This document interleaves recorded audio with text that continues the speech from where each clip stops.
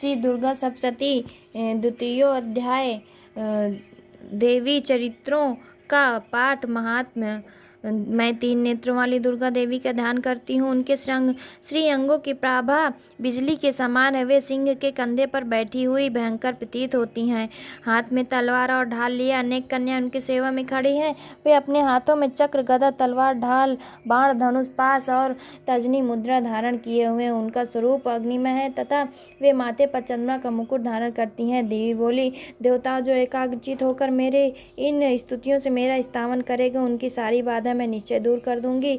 जो मधुकैटभ का नाश, महिषासुर का वध तथा निशुंभ के संहार के प्रसंग का पाठ करेगा तथा अष्टमी, चतुर्दशी और नवमी को एकाग्रचित होकर मेरे उत्तम महात्म का श्रवण करेंगे, उन्हें कोई पाप नहीं छू सकेगा। उन पर पाप जनित आपत्तियां भी नहीं आएंगी। उनके घर में कभी दैत्यता नहीं होगी तथा उनको कभी प्रेमी जनों के विछोह का कष्ट भी नहीं भोगना पड़ेगा। इतना ही नहीं, उन्हें शत्रु से, लुटेरे से, राजा से, शस्त्र से, अग्नि से तथा जल की राज से कभी भय नहीं होगा। इसलिए सबको एकाग्रचित होकर भक्तिपूर्वक मेरे इस महात्म को सदा पढ़ना और सुनना चाहिए। परम कल्याण कारक है। मेरा महात्म महामारी जनित समस्त उपद्रवों तथा आध्यात्मिक आदि तीनों प्रकार के उत्पातों को शांत करने आने वाला है। मेरे जिस मंदिर में प्रतिदिन विधि पूर्वक मेरे इस महात्म का पाठ किया जाता है, उस स्थान को मैं कभी नहीं छोड़ती। वहाँ सदा ही मेरा सानिध्य बना रहता है। बलिदान, पूजा, होम तथा महोत्सव के अवसरों पर मेरे इस चरित्र का पूरा पाठ और श्रवण करना चाहिए। ऐसा करने पर मनुष्य विधि को जानकर या बिना जाने मेरे लिए जो बलि, पूजा या होम आदि करेगा, उसे मैं बड़ी प्रसन्नता के साथ ग्रहण करूंगी।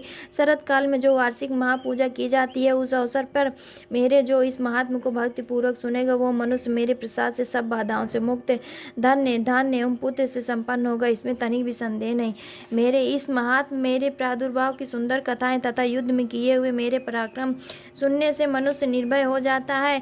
मेरा महात्म्य श्रवण करने वाले पुरुषों के शत्रु नष्ट हो जाते हैं, उन्हें कल्याण की प्राप्ति होती है तथा उनका कुल आनंदित रहता है।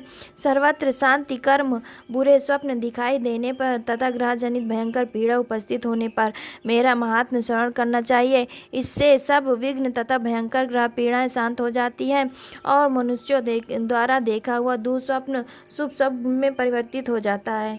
बाल ग्रहों के आक्रांत से हुए बालकों के लिए ये महात्म्य शांतिकारक है तथा मनुष्यों के संगठन में फूट होने पर ये अच्छी प्रकार मित्रता कराने वाला होता है। ये महात्म्य समस्त दुराचारियों के बल का नाश कराने वाला है।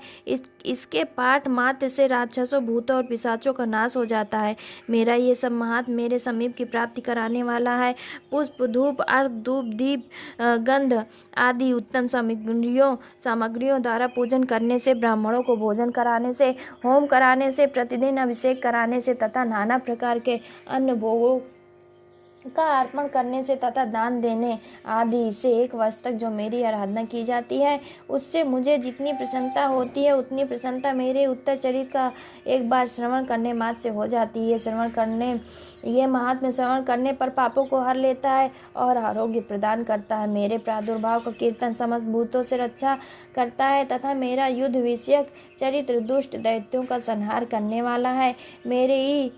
इसके श्रवण करने पर मनुष्यों को शत्रु का भय नहीं रहता। देवताओं, तुमने और ब्रह्मर्षियों ने जो मेरी स्तुति की है तथा ब्रह्मा जी ने जो मेरी स्तुति की है, वे सभी कल्याणमयी बुद्धि प्रदान करती है। वन में, सोने मार्ग में अथवा दावानल में से घिर जाने पर, निर्जन स्थान में लुटेरे के दांव में पड़ जाने पर, या शत्रु के पकड़े जाने पर, अथवा जंगल में सिंह, व्याघ्र या जंगली हाथी के पीछा करने पर, कुपित राजा के आदेश से वध या बंधक के स्थान पर ले जाए जाने पर, अथवा महासागर में नाव पर बैठने के बाद भारी तूफान के नाव के डगमग होने पर, और अत्यंत भयंकर युद्ध में शस्त्रों के प्रहार होने पर, अथवा वेदना से पीड़ित होने पर, किंबहुना सभी भयानक बाधाओं के उपस्थित होने पर जो मेरी इस चरित्र का स्मरण करता है, वो मनुष्य संकट से मुक्त हो जाता है। मेरे प्रभाव से सिंह आदि हिंसक जंतु नष्ट हो जाते हैं तथा लुटेरे और शत्रु भी मेरे चरित्र का स्मरण करने वाले पुरुषों से दूर भागते हैं। ऋषि कहते हैं, योग कर प्रचंड पराक्रम वाली भगवती चंडिका सब देवताओं के देखते देखते वहीं अंतर्ध्यान हो गई। फिर समस्त देवता भी शत्रुओं के मारे जाने से निर्भय हो पहले की बात यज्ञ भाग का उपभोग करते हुए अपने अपने अधिकार का पालन करने लगे। संसार का विध्वंस करने वाले महाभयंकर अतुल पराक्रमी देव शत्रुशुंभ तथा महाबली निशुंभ के द्वारा के युद्ध में देवी द्वारा मारे जाने पर शेष दैत्य पाताल लोक चले गए। राजन, इस प्रकार भगवती अंबिका देवी नित्य होती हुई भी पुनः पुनः प्रकट होकर जगत की रक्षा करती हैं। वे ही इस विश्व को मोहित करती हैं, वे ही जगत को जन्म देती हैं तथा वे ही प्रार्थना करने पर संतुष्ट हो विज्ञान एवं समृद्धि प्रदान करती हैं। राजन, महाप्रलय के समय महामारी का स्वरूप धारण करने वाली वे महाकाली ही इस समय ब्रह्मांड में व्याप्त हैं। वे ही समय समय पर महामारी होती हैं, वे स्वयं जन्मा होती हुई भी सृष्टि के रूप में प्रकट होती हैं। वे सनातनी देवी समयानुसार संपूर्ण भूतों की रक्षा करती हैं। मनुष्यों के अभ्युदय के समय वे ही घर में लक्ष्मी के रूप से स्थिति हो उन्नति प्रदान करती हैं और वे ही अभाव के समय दरिद्रता बनकर विनाश का कारण होती हैं।